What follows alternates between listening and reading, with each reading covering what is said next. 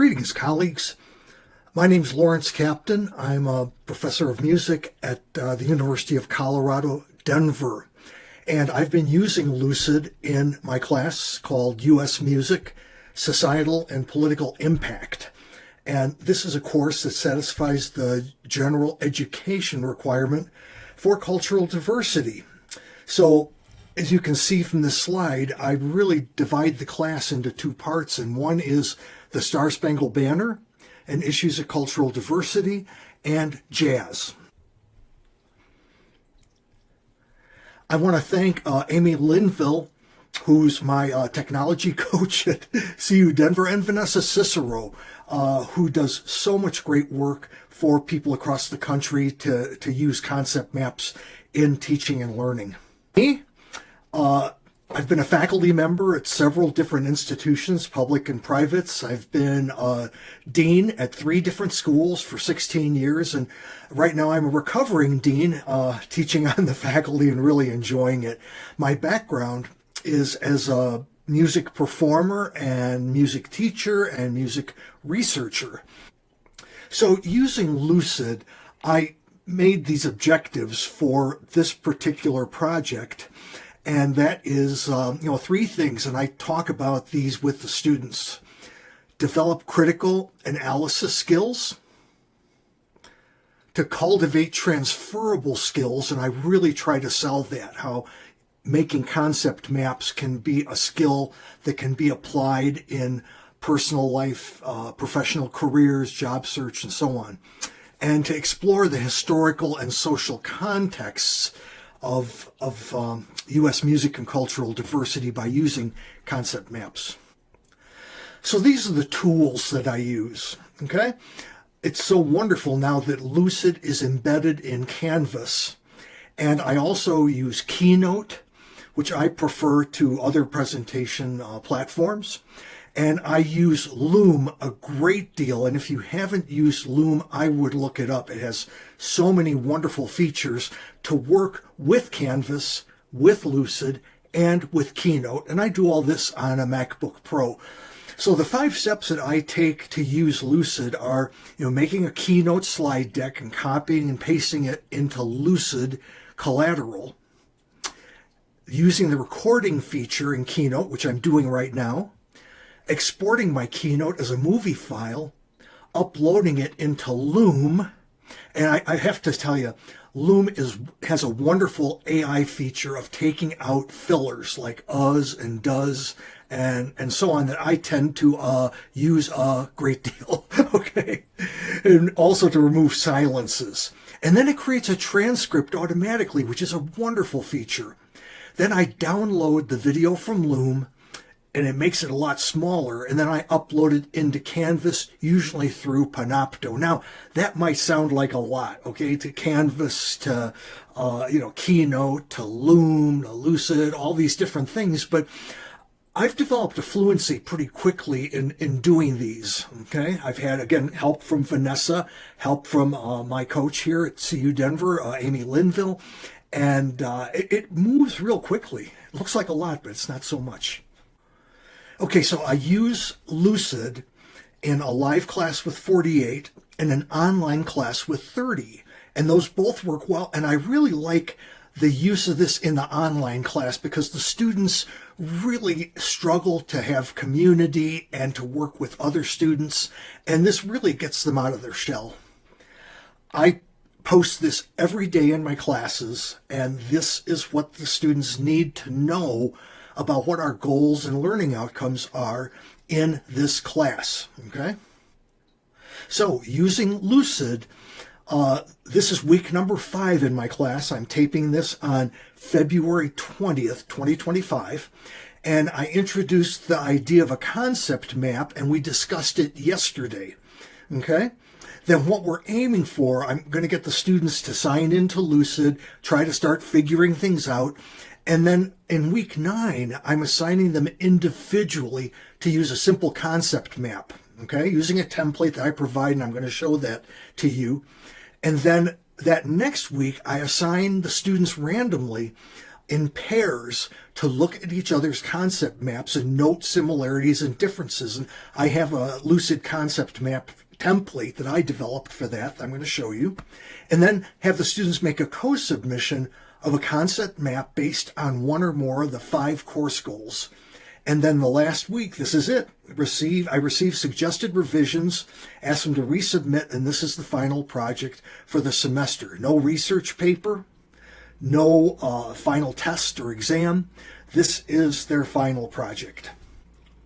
These are some of the FAQs and comments I've gotten from the students, and I showed the students this yesterday. This is from previous classes. I've never done this before. What are we supposed to do? My partner never responded. My partner hardly contributed. When is it due? Can we get an extension? I'm not sure what the assignment is. Oh my goodness. But I'm sure you all have dealt with these things too, okay? So I'll try to cover these in the course of the rest of this video.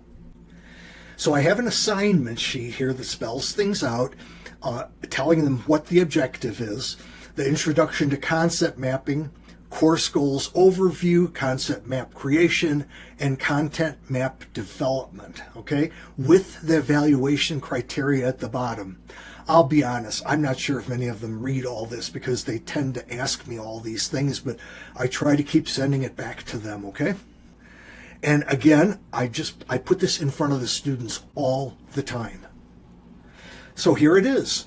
This is the first individual assignment that I give to the students, and I give them a small template here, and I hope you can see I've taken the 5 points of the 5 goals and learning outcomes, and I put cultural diversity in the middle, and then extend each of those off of what I've been preaching about course goals and learning outcomes, okay?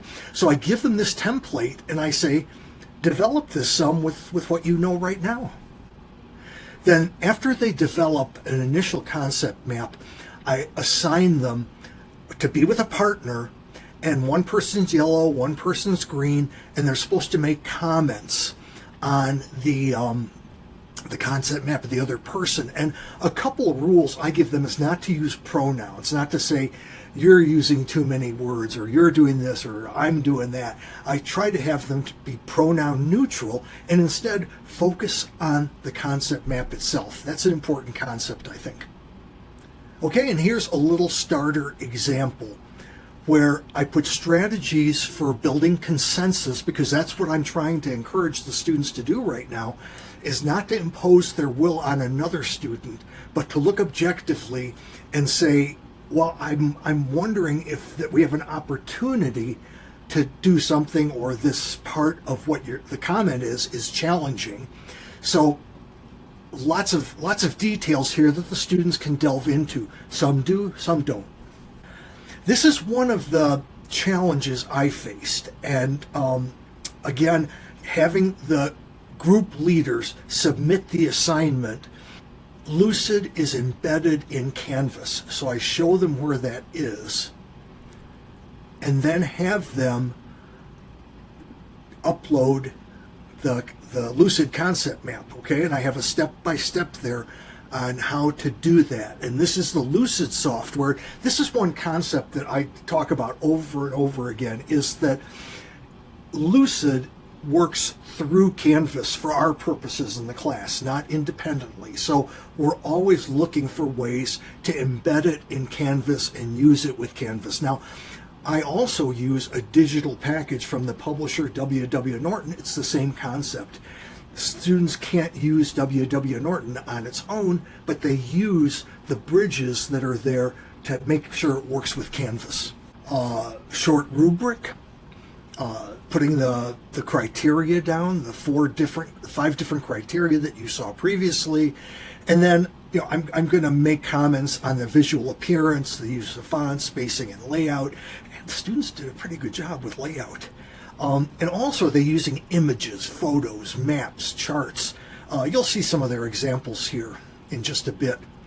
And here we go. This is a real fine example by Torrin and Joshua. And they just happen to be music students. They are one's majoring in songwriting and one's majoring in music business. And so what they did was they focused on marginalization And they formed this concept map, and you can see here there are links to YouTube videos. There's Duke Ellington playing something. And I really love this concept of them being able to select images, select video clips and sound clips to illustrate what they're getting out of the class. And this is just blown up here a little bit. You know, you can see what their conclusion is. And their focus was on marginalization. And I tell you, in cultural diversity in jazz and cultural diversity in anything, marginalization is fairly easy to detect and describe.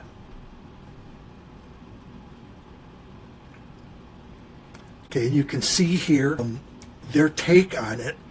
And although I'm wanting them to combine things, I asked them each to write, a conclusion here. And then I tell them I'm grading this in the aggregate, okay? So I'm not like saying Joshua changed this or Torrin changed that. I want them to take responsibility for building a project together. So I use Lucid in lieu of a final paper or exam. Students collaborate in pairs. And I just want to share a quick feedback video that I made for students that are high achievers and high attainers, okay? Both of these students were online. They're both very driven, and they're both, they both submitted their own projects. They were afraid of collaborating with someone else because they didn't want their grade to be lower. Well, little did they know that they were each very high achievers. So here's feedback that I gave to them. Hi, Gabby and Curtis. Good job getting started on this project, and really good work in the whole semester. You both have been outstanding students. And again, very strong work on your submissions.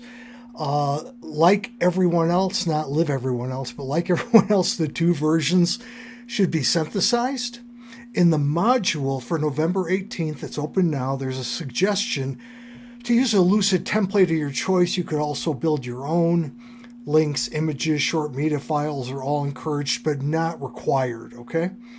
So there's a lot of directions this can take, and everyone gets concerned about, doing something that they're knowledgeable about or they think that I'm looking for.